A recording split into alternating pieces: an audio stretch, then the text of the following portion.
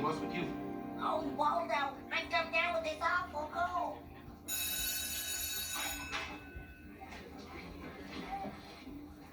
All right, everybody in your seats. Let's go. Huh?